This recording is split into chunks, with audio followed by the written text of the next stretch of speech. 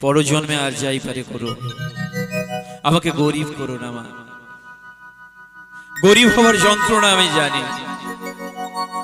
গরিব হয়ে জন্ম যে নিয়েছে সে জানে খালি পকেটের কি যন্ত্রণা।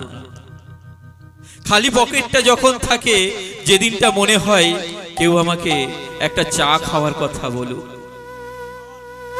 যেদিনটা মনে হয় আমার পকেটটা শুকনো, কেউ আমাকে একটু শুকনো মুড়ি খেতে বলুক, সেই দিনটা কেউ আমাদেরকে একবারও বলে না ওরে একটা চা। যারা গরিব হয় তারাই জানে গরিব হলে তার প্রিয় আত্মীয় তাকে পরিচয় দেয় না। গরিব হলে তার নিজের আত্মীয় তাকে পরিচয় দেয় না, বলে তোমার বাড়ি কোথায়।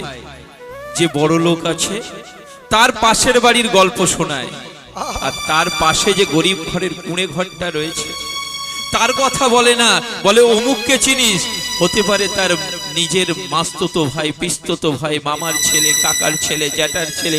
বলে না না আমি ওকে চিনি না। সম্মান চলে যাবে। যেদিনটা পকেটটা শূন্য থাকে না, সেদিনটা আপনার কোনো বন্ধু থাকে।